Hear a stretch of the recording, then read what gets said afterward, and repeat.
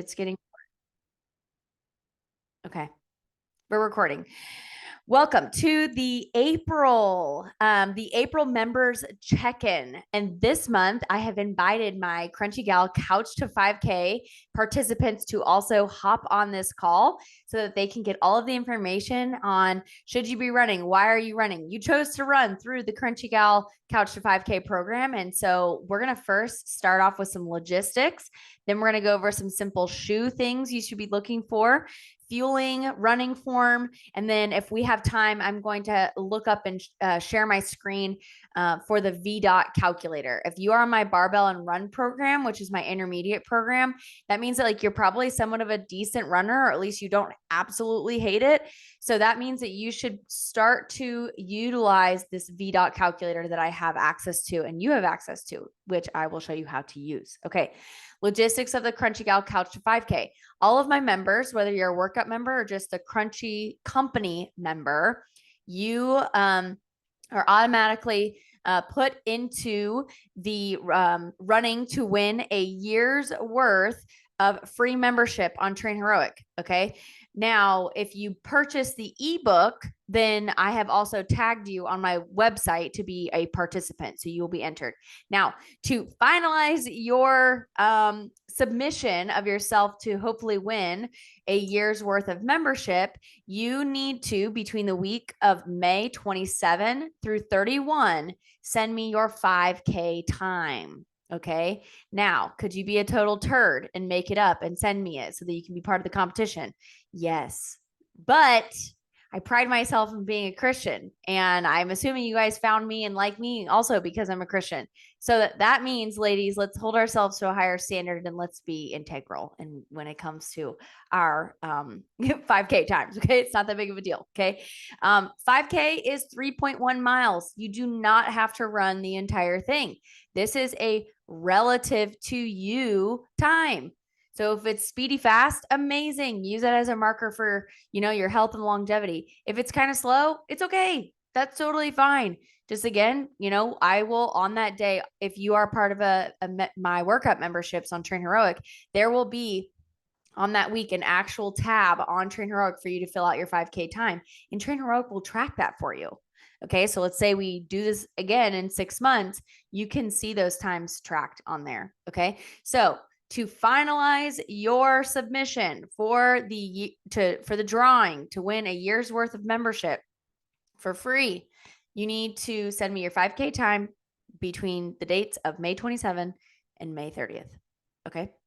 Now, if you have any other specific questions, you can always email me. Okay. I also forgot to mention that if you have a question that you want me to read for the group here, you can always put it in the chat. Let me find the chat for everyone. You can always put it in the chat, not the notes. Sorry. I should know how to do this. Oh, no. All right. Somehow I can find the chat. I don't know how to find the chat now. Okay, chat. Okay, got it. Okay. If you have a question about anything that pops up within this video, just put it in the chat and I'll answer it. Okay, let's first move on to shoes. What are some things we should consider? Now, if you go down to like a local running store, you go to Dick's Sporting Goods, for example, everyone is going to pretty much have a very traditional view of shoes, meaning that more cushion, the better. Better yet, add in some orthotics. Oh, you need a support shoe versus neutral shoe. I'm not saying those are necessarily bad. And, if you are in a point of your life where maybe you're in your 50s or late 40s, and this is like brand new for you, and you really just need some comfortability, then please don't worry about this next part of this conversation. Go find a pair of shoes that are comfortable and will be less of a hurdle for you to go and exercise. Okay. So that's like always the overarching thing. But if you are young or let's say you're older and you genuinely want to work on your foot health and your ankle health, and you have the time and ability to do that, then a couple things I would recommend you looking into. A couple things I'd recommend you looking into are whether or not it has a substantial amount of cushion in it. So there's a difference between having like a large amount of cushion. A high cushion shoe would be something like a Hoka. A low cushion shoe would be something like some versions of Brooks will have low cushion, or an Ultra sometimes will have low cushion. But cushion does not necessarily mean heel drop. Okay. So, excuse me. So when you are in a traditional running shoe, your heel is going to be a little bit elevated over your toe. Okay. So it's going to be like, this is an exaggerated form. This is like if you're walking in heels. Okay. But a running shoe is actually structured this way. It's not necessarily bad, but in the holistic world, we can do better. Okay. Because this, at the end of the day, if you do that for years and years and years, it actually shortens your calf and shortens your Achilles. And so then when you do walk barefoot, all those entities on the backside are now getting lengthened, and that can cause a lot of strain on your Achilles and the arch of your foot. So some things that I want you to maybe research on your own is, would you consider looking into or training in a zero drop shoe?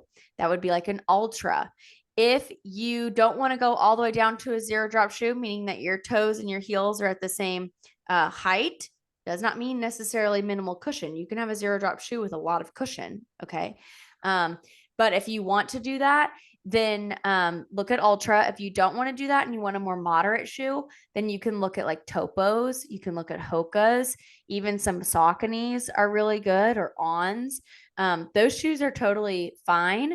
But what I want you to realize is that shoes should enhance our running economy and efficiency.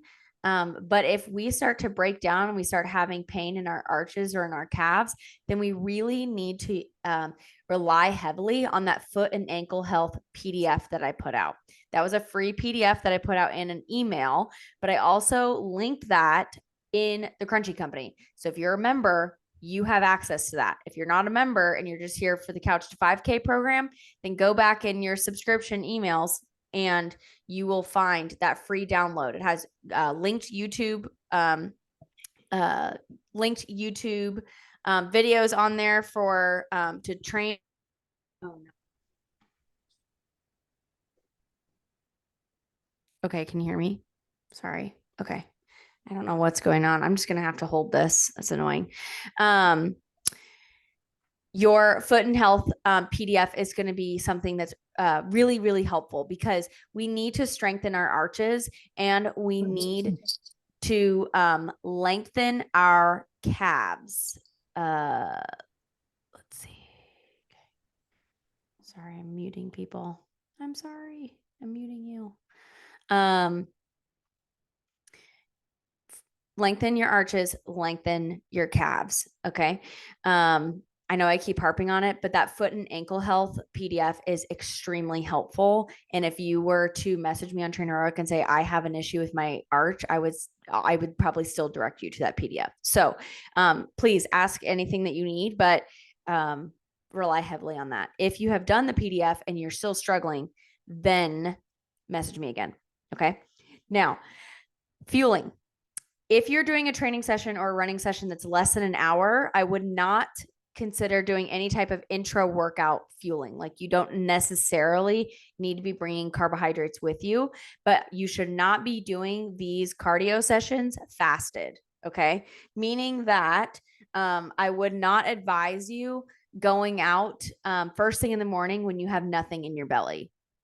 Okay. And if that is the case, just because of the rhythms of your life, then I would eat a banana beforehand, or I would eat an English muffin with some peanut butter on it, or I would drink some juice, or I would have a bulletproof coffee that has like butter and whole milk in it, or raw milk. Raw milk is a great option, has carbohydrates in it. Okay. So I would not suggest doing these cardio sessions on an empty stomach, especially if you are working on your hormone production, or if you're working on trying to lower your cortisol and you're trying to have better sleep rhythms. I would not recommend a strength training session or a cardio session on an empty stomach, period. End of story. Okay. Now, we'll talk hydration. If you're going out and you're starting to find routes that are a little bit longer and you're enjoying being out and about, then I would consider purchasing a hand water bottle. Okay. Hand bottles are very inexpensive. You can buy them at Dick's. You can buy them at a local running store. You can order them on Amazon. Salomon is my particular favorite, but also Nathan is a really good brand that you can look at. Most of those bottles are going to be 500 milliliters and less. And the typical standard is that if you're out running or doing some form of cardio, it doesn't have to be running, it could be power walking or hiking or rucking or whatever, you should be consuming at least 500 mils per hour. Okay. So if you're going out for hike, you need to consider 500 mils per hour. Now, obviously, two of those, 1,000 milliliters is a liter. So if you have a reference for how much a liter is based on what options you have to carry fluids, then half of that, 500 mils per hour. Okay. Now, if you're getting really good at this and you really start to love hiking and you really start to love walking and jogging and you're going out for a longer bout, like you're just really getting into it, then you need to consider backwards planning and having either a running pack or hiking pack, a day pack, or you need to just drop off another water bottle like out at your mailbox and you're doing loops around your neighborhood. Okay, that's another like very simple thing. I always put like a cold water bottle in my mailbox. And then if I'm doing, a down and back per se, then I can just go down, hit the loop, grab some more water in my mailbox, and then just keep going. Okay, so you can find small things to help you set up that way. Now, I did put in the Crunchy Gal ebook some electrolyte recommendations. The number one electrolyte recommendation I can give is use the Redmond Real Salt brand, which all of you crunchy ladies already know about Redmond Real Salt, but they create Relight, which is their sports performance line. Now, I have the unflavored and I don't mind it, but it's definitely salty, like very salty. So if you're turned off by the like just the strength of that, the sodium, potassium, magnesium in it, then I would consider still getting the Relight, but getting a flavored version. They have several different flavored versions, and you can buy those on Amazon. That's also linked, I believe, in my Amazon storefront on Instagram, if you want to find it through that way as well. So fueling, let's wrap that up. You don't necessarily need to bring carbohydrates on your training session if your training session is under an hour. If it's longer than an hour, bring about 25 grams of carbohydrates. That would be like 1 Goop packet, 2 applesauce packets. Ruth, you said, I got your Redmond watermelon lime. It's sweet, so I diluted a lot. Okay, good to know. I will say that if I put 1 scoop of the Redmond Relight in 500 mils, it's very strong. So if I were to put it in my water, I do also dilute it down. So thank you for bringing that up, Ruth. Good on that. Okay. Any other questions in the chat about fueling before I keep rolling? Okay. What about post run strength fuel? Thank you, Annie. I appreciate that question. I always say if your training session again is an hour or less, then you just need to consider refueling with a regular meal after your training session. Same as a strength training session, meaning that high in protein, refueling the carbohydrates. If you're a true crunchy gal, then you're starting to think about, how are you preparing your grains? Are you eating sourdough bread? Are you eating real fruit? Are you maybe drinking fresh pressed juice? Are you adding in honey? Are you eating a baked sweet potato, right? Those are really, really good options. And then I'm always harping on the animal-based fats, always animal-based fats. So let's take a very simple, meal example. We got a sweet potato. Let's add some butter to that. Redmond salt on top for the electrolytes. And then your meat source can be eggs. It can be ground beef patties. It can be chicken apple sausage, plethora of different options, but we always want to be looking at that. And then if you're extra and you do okay with vegetables, then maybe add in a little bit of something fresh. So some greens on there. You can also wilt down those greens with some balsamic vinegar on that would be a perfect combination. Okay. I will say if your training session starts to be longer than an hour, then we want to kind of double down on those carbohydrates. But if you're at that place in your training, then you kind of would already know that. But again, most of you are going to have training sessions under an hour. So just maybe plan a secondary meal after your training session. Okay. Any other questions about fueling? Okay. Moving on. Form. I had 2 or 3 questions asked in the Train Heroic chats about how your hips were starting to bother you. Now hang on here, okay, because we're about to get a little sciencey. Okay. If you have questions, please put them in the chat. Okay. When you're running, let's call it speed. What is speed? Speed is a mathematical equation. It's stride length times stride frequency. So stride length is the length of your stride. If it's long, right, within this equation, the longer your stride, the faster your speed will be. And the shorter your stride, if that's the only variable you're moving, then the slower your speed will be. But the second is stride length times stride frequency, which is your cadence. So at the frequency and at the speed of your choppy steps, right? Now, if you're just moving that variable, the faster your cadence, the faster your speed. The slower your cadence, the slower your speed. But what this equation does not account for is running economy, meaning what is the most efficient positioning for your body and how is your body supposed to be impacting the ground and reacting to that impact. Okay. Now, with modern day shoe wear, and because we have grown up with modern day shoe wear, especially running shoes, have a massive amount of cushion on the heel. So when you start running, and if you heel strike, which is an inefficient way of running, heel striking, it's very inefficient because I'll talk about that in a second. Then you're not really going to feel it. It's not really going to bother you because the shoe is so cushioned. But let's say you take your shoes off and you do a barefoot strider out on like some turf at a local high school. Heel striking will be extremely uncomfortable.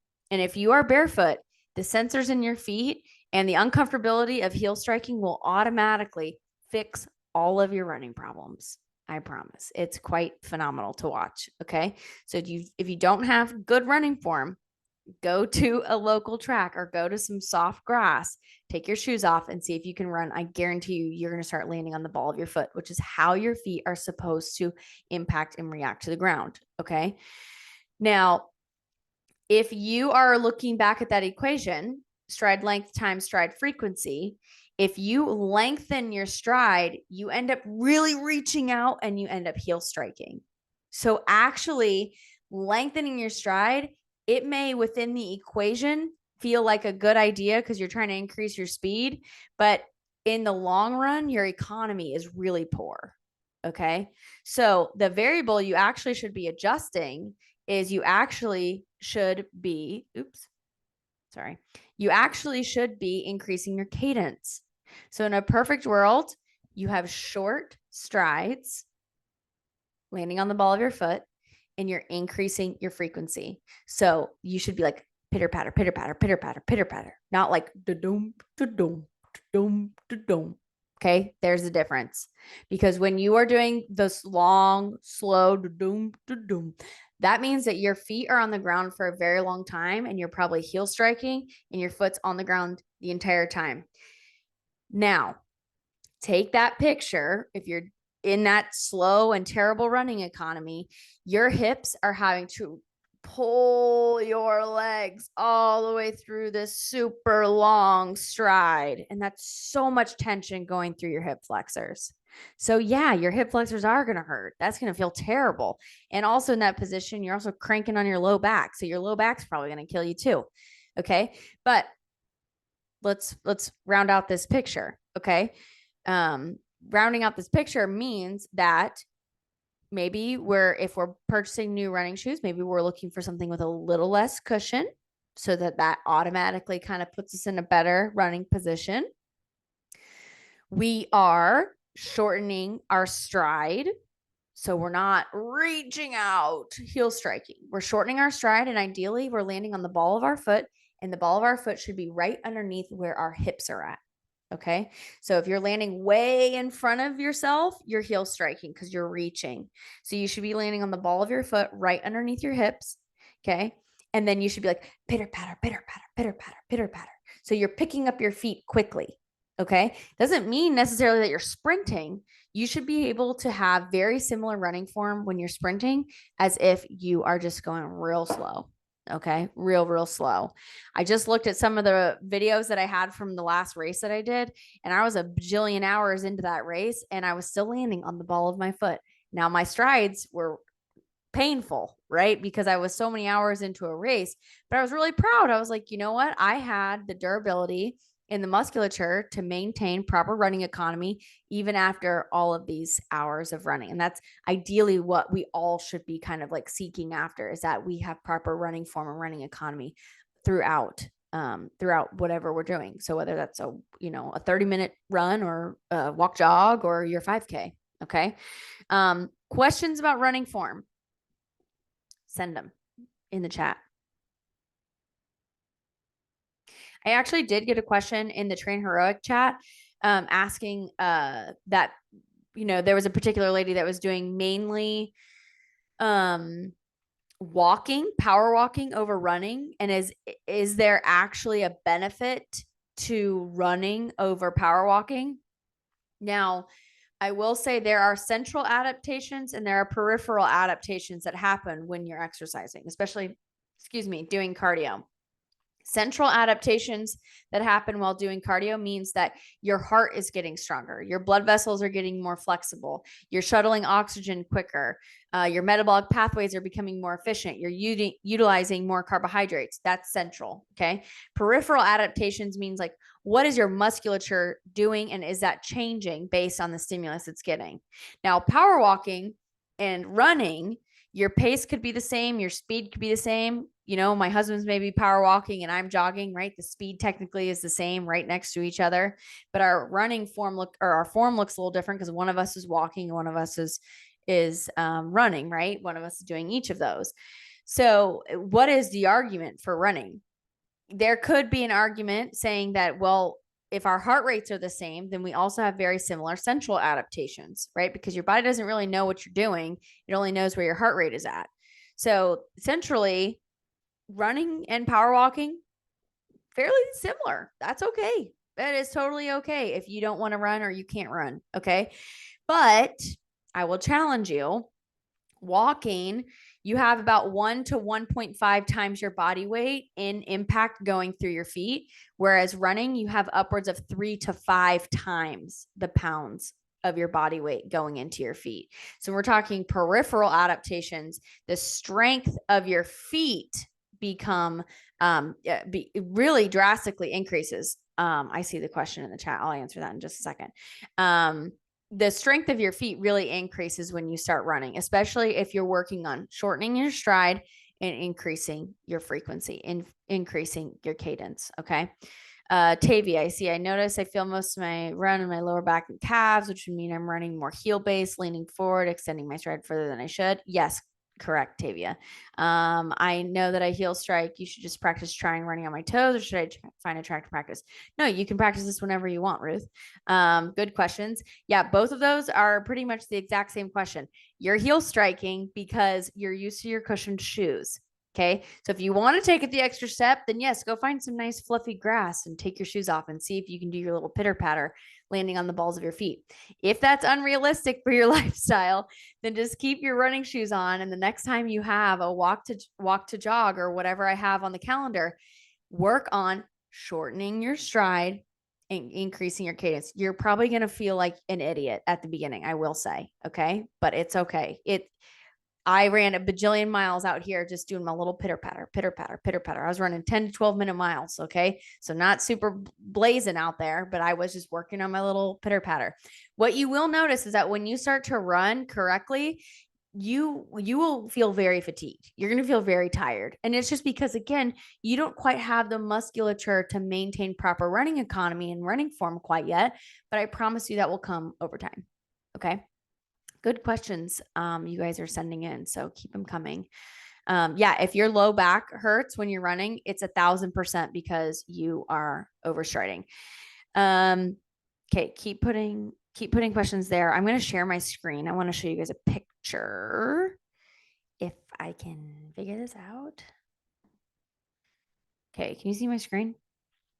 Nod. Okay, cool. Okay, This is a good example.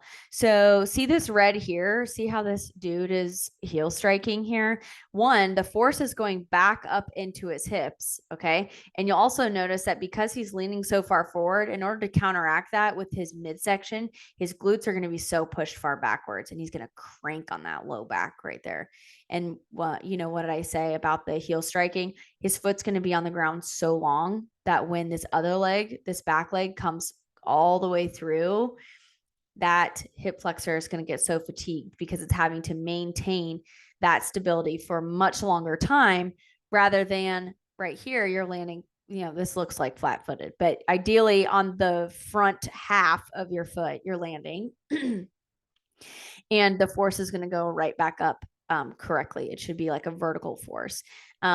And because your ball of your foot is landing right underneath you and you have a cyclical motion in the front of you, that will actually project you forward correctly. Okay. Chat, I see a question. Okay. Why have I never learned to run properly? It's a great question.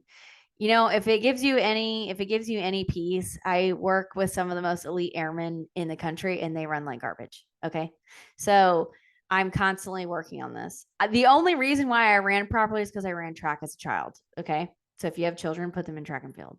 I'll just give you a plug. Okay. Let's see. Oh, did another question come through? Okay. Do we walk and run differently? The heel strike is different. Yes, you will walk fairly flat footed, and that is okay. You'll actually notice that if you walk in like barefoot shoes, your heels are going to start hurting really bad. Yeah, it's kind of tough on the feet. So what I would say is even if you're walking, rather than hitting the ground in front of you, right? Like if there was like a piece of paper on the side of me, this is a plane, right? Side of my body, I should be landing in front of my body, even when you're walking. So I would if I was just walking or power walking, I would still make sure that the cycle of my leg is in front of me, not behind me. I know we're getting really detailed here.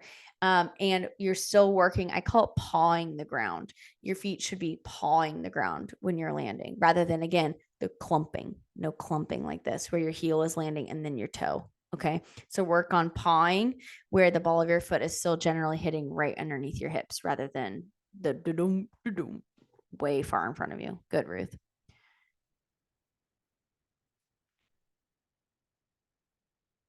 I'm going to move on to the VDOT calculator. If you are, okay, we got 10 minutes. I got a notification.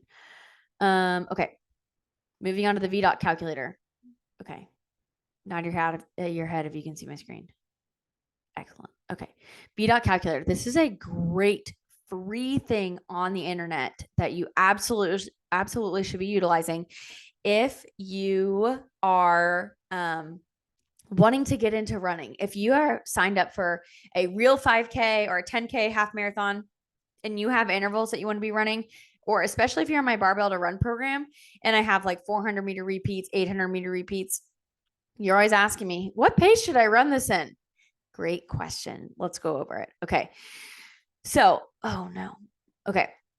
I am going to give you guys an example. You're just going to put in a pace of something that you know is somewhat accurate. So maybe you do run your 5K, and let's say you run your 5K in 24 minutes as an 8-minute pace ish. Okay.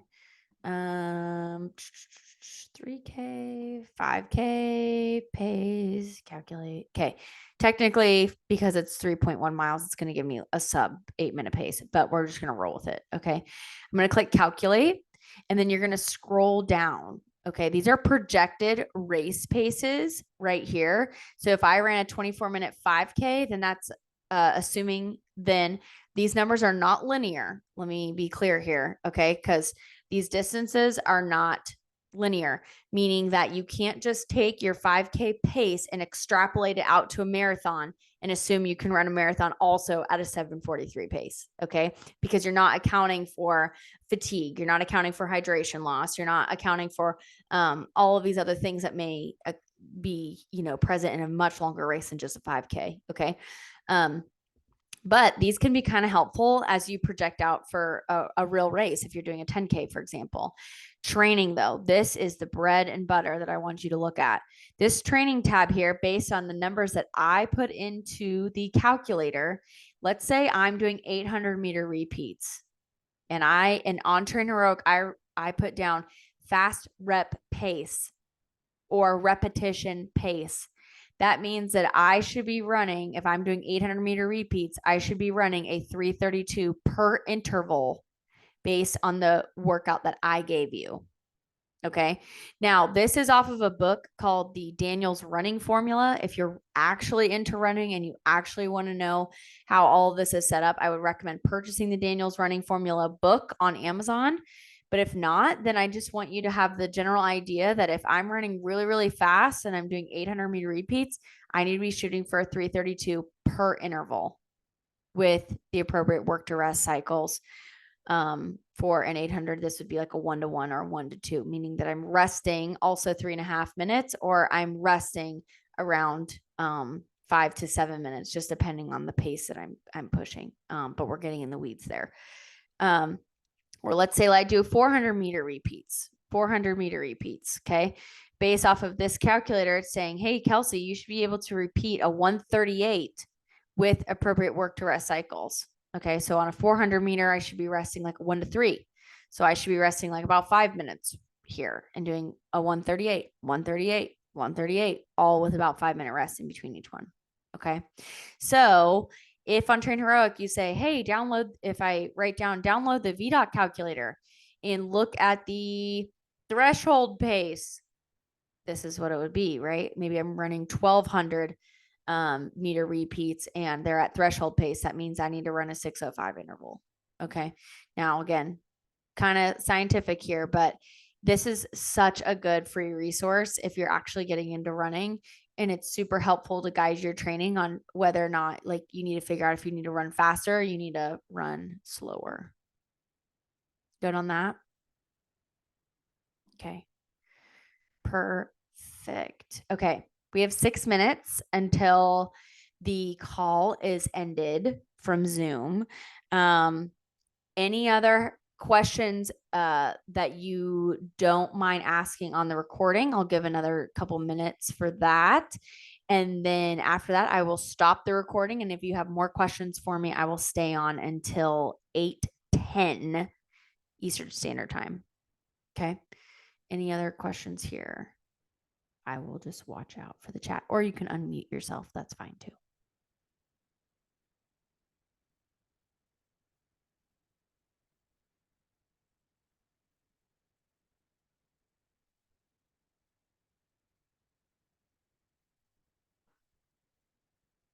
Okay, so I have a pair of Ultras, but Mm-hmm. I don't run properly yet.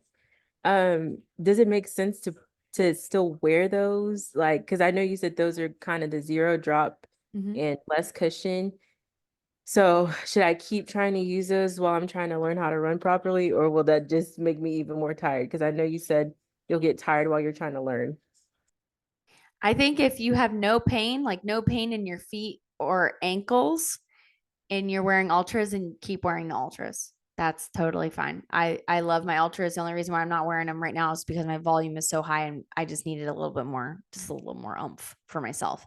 But I love ultras. And if you don't have any particular like plantar fascia pain or Achilles pain, then absolutely stay in your ultras. But what I would say is just keep working on shortening your stride and keep working on that pitter patter that we talked about. And yeah, like your feet may get fatigued, your shins may get a little fatigued. And if that's the case, and again, reference that foot and ankle health PDF that has all those YouTube links on it. Work on stretching your plantar fascia and your big toe. Your big toe should be really, really mobile. And a lot of those videos are on that PDF. Okay. So I always say if you want to be you want to have the strongest feet, you want to be able to run and hike and jump and not be in pain, then I would for sure stay in the ultras, but also work on strengthening your feet through those exercises and stretching and mobility that I have on the PDF. Okay, and one more. This Mm-hmm. is gonna get like more personal. Um, have you found that women with like larger breasts, they tend to lean forward more when they run just because of the weight? Because that's low key my issue too. Yeah, actually, that's actually I'm glad you brought that up. I'm gonna make a note of that because I should have addressed that. I actually should have put some sports bra recommendations in the PDF. But yeah, I have actually noticed that. And that's absolutely a personal preference. I think once you kind of slow down, and again, I know I'm harping on it, like where your feet are landing and the pitter patter that we're working on.